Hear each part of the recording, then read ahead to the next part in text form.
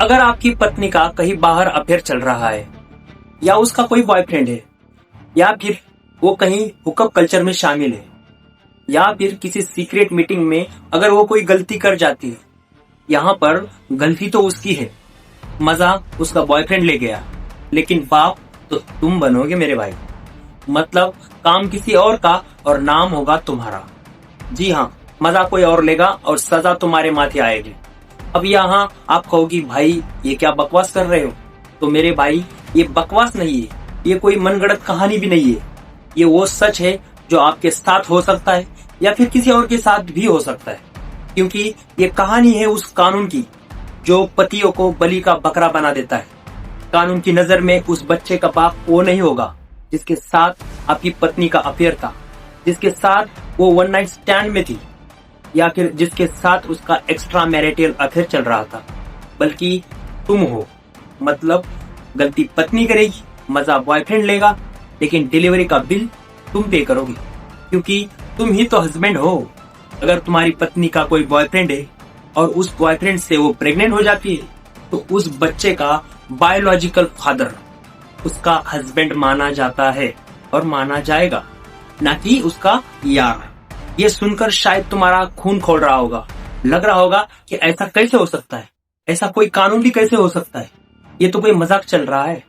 लेकिन ये कोई मजाक नहीं है, ये इंडियन एविडेंस एक्ट के सेक्शन 12 की सच्चाई है, जिसे सरल भाषा में कह सकते हो शादी मतलब जिम्मेदारी। कानून का साफ साफ कहना है अगर तुम्हारी शादी चल रही है और तुम दोनों लीगली पति पत्नी हो तो उस शादी के बीच में तुम्हारी पत्नी से जो भी बच्चा पैदा होगा वो तुम्हारा ही होगा। कोर्ट आपके बेडरूम में देखने नहीं आएगी कि उस रात गपागप आप कर रहे थे या फिर कोई और कर रहा था। कानून सिर्फ ये मानता है कि शादी है तो भरोसा है, और भरोसा है तो बच्चे का बाप पति है, उसकी जिम्मेदारी भी पति की है। अब इससे पहले कि आप चप्पल उठाकर मेरे पीछे पड़ जाओ या फिर मुझे गालियां देना शुरू करो, इस कानून को डिटेल्स में समझते। एक कानून पतियों का दुश्मन नहीं है, एक कानून उस मासूम बच्चों का हमदर्द है जो अभी दुनिया में आया भी नहीं। कानून नहीं चाहता कि किसी बच्चे के माथे पर जन्मजात ही नाजायज होने का ठप्पा लग जाए।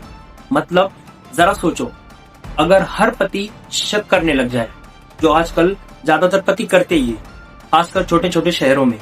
अब इसका प्रमाण थोड़ा कम हो गया होगा, लेकिन पहले के जमाने ये बहुत ज्यादा था। अगर ये सिलसिला चलता रहा तो हर घर में डीएनए टेस्ट शुरू हो जाएगा। इनफैक्ट आज भी छोटे छोटे शहरों के साथ बड़े बड़े शहरों में भी, मेट्रो सिटीज में भी बहुत ज्यादा हो चुका है। हर घर में शक भरा पड़ा है, तो हर घर में डीएनए टेस्ट करना होगा। और इस हिसाब से तो दुनिया में आधे से ज्यादा बच्चे समाज में बिना किसी नाम पहचान के घूमने लग जाएंगे। अफेयर टूट सकते, रिश्ते खत्म हो सकते, लेकिन पति पत्नी के बीच, रिश्ते के बीच जो बच्चा पैदा होगा वो अपनी जिंदगी बर्बाद नहीं कर सकता। इसलिए कानून साफ साफ कहता है कि बच्चे की इज्जत और उसका भविष्य बचाने के लिए किसी ना किसी को तो जिम्मेदारी लेनी ही पड़ेगी, और वो जिम्मेदारी बाय डिफॉल्ट पति के ऊपर आ जाती है। सिंपल सी बात है, बच्चे की इज्जत बचाने के लिए पति को बलि का बकरा बना दिया जाता है। अब तुम्हारे मन में सवाल ये होगा, क्या पति पूरी तरह से फंस गया है, उसके पास बचने का कोई रास्ता नहीं है? अगर पति को पता है और उसको यकीन भी है कि ये बच्चा उसका नहीं है, तो क्या फिर भी बचने का कोई रास्ता नहीं है? तो रास्ता है, एक रास्ता है, लेकिन रास्ता बड़ा कठिन है, बहुत ही मुश्किल भरा। वो रास्ता है नॉन एक्सेस। तुम्हें कोर्ट में ये साबित करना होगा कि जिस वक्त ये बच्चा हुआ उस वक्त तुम्हारी पत्नी तुम्हारे पास नहीं थी। मतलब कोर्ट में तुम ये नहीं कह सकते कि मुझे शक है या फिर उसका बॉयफ्रेंड था। ये बातें कोर्ट में नहीं चलती है। कोर्ट तुमसे ये नहीं पूछेगी कि आप नाराज थे या रिश्ता खराब था। कोर्ट तुमसे सिर्फ ये पूछेगी उस वक्त तुम पत्नी के साथ थे या नहीं थे। क्या तुम महीनों से विदेश में थे, क्या तुम जेल में थे, या फिर किसी वजह से आप दोनों के बीच शारीरिक संबंध नहीं बन पाए थे। तुम्हें कोर्ट में यह साबित करना होगा कि ये बच्चा किस तरह से तुम्हारा नहीं है। मान लो जैसे तुम्हें कहना होगा कि जज साहब मेरी बीवी बिहार में थी लेकिन मैं तो दिल्ली में था, या फिर तुम किसी कारण अस्पताल में भर्ती थे, और वो भी पक्के सबूतों के साथ। अब आप में से कुछ 30 मारकान आएंगे और कहने लगेंगे, पागल हो क्या, ये तो 21वीं सदी चल रही है, इतना परेशान होने की क्या जरूरत, सीधा सीधा डीएनए टेस्ट करवा लेते, फिल्मों में जैसे दिखाते वैसे ही। डीएनए टेस्ट करते ही दूध का दूध और पानी का पानी तो हो जाएगा। तो ये व्हाट्सएप यूनिवर्सिटी वाला ज्ञान अपने पास ही रखो, और ये बात पहले ठीक से समझ लो।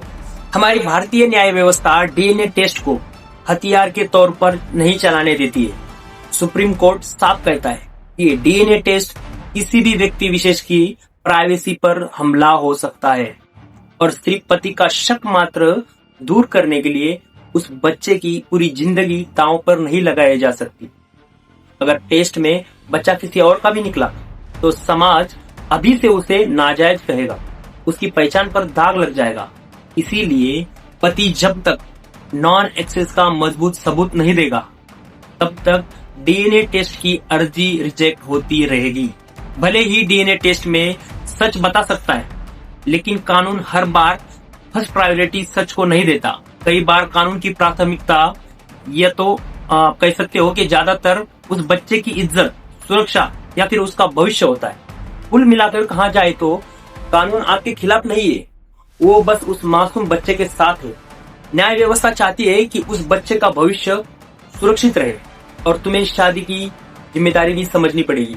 शादी एक ऐसा रिश्ता है जहाँ कई बार पत्नी की गलती भी पति की जिम्मेदारी बन जाती है। जब तक शादी है तब तक बच्चा आपका है, और जब तक ये साबित नहीं कर पाओगे तब तक उसकी जिम्मेदारी भी तुम्हारी ही है।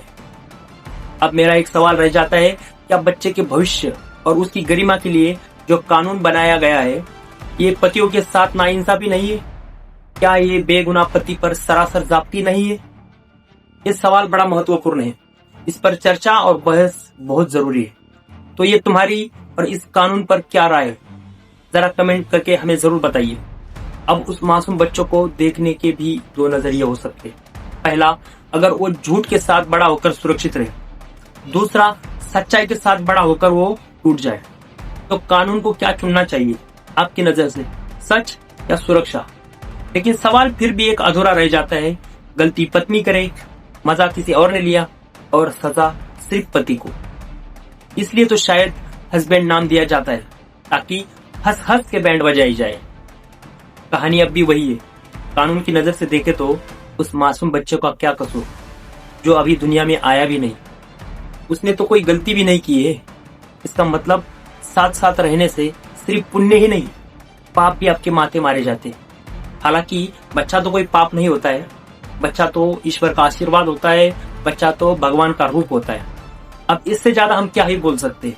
बोलने को तो हमारे पास बहुत कुछ है, लेकिन कुछ मर्यादा है जिसने हमें बांध रखा है। तो दोस्तों, पुरुष आयोग की इस लड़ाई में हमारा साथ दो, अपने इस चैनल को सब्सक्राइब करो, क्योंकि इस चैनल पर मर्द का दर्द छुपाया नहीं, दिखाया जाता है, सुनाया जाता है। जय हिंद।